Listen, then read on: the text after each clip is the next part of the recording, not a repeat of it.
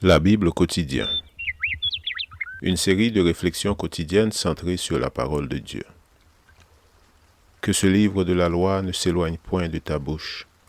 Médite-le jour et nuit pour agir fidèlement selon tout ce qui y est écrit, car c'est alors que tu auras du succès dans tes entreprises. C'est alors que tu réussiras. Josué chapitre 1, verset 8. Aujourd'hui, le 29 septembre, gardez la tête froide. Mais en toute nation, celui qui le craint et qui pratique la justice lui est agréable. Actes chapitre 10, verset 35. Dans la vie, il est assez facile de supporter avec humilité un revers ou un échec et de le surmonter.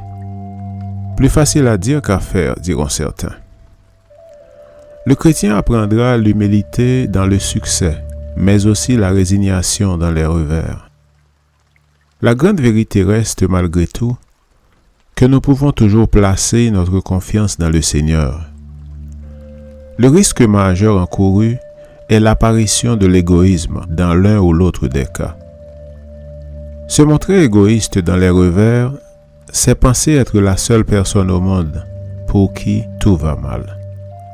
C'est la voie de la dépression qui causera bien des soucis à notre entourage. De même, nos succès peuvent nous rendre égoïstes au point de croire que personne ne nous arrive à la cheville. Le fait est qu'à tout moment, nous devons apprendre à dépendre de Dieu et lui exprimer notre reconnaissance pour ses dons quotidiens. S'il adopte cette attitude en toutes circonstances, l'enfant de Dieu évitera de tomber dans l'égoïsme et l'orgueil, point de départ de la séparation d'avec le Créateur.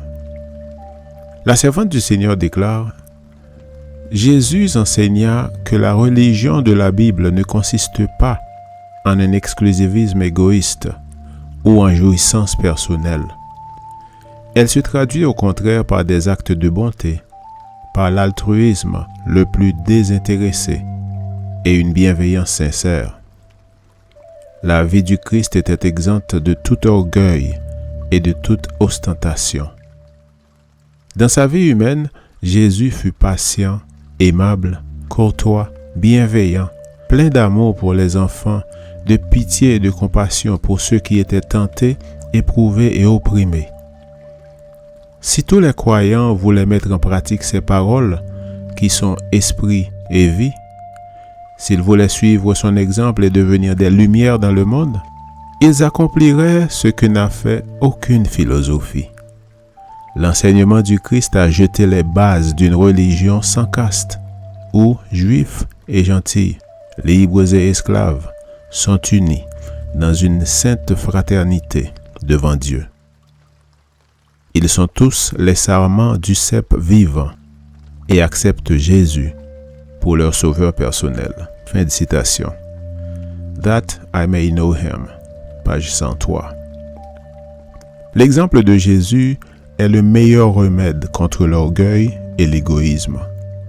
Les principes chrétiens, comme l'humilité et le désintéressement, pouvant facilement être étouffés par les soucis de la vie, le chrétien se doit de rester sur ses gardes et de veiller à ce que rien ni personne ne l'empêche de suivre le modèle tracé par le Seigneur.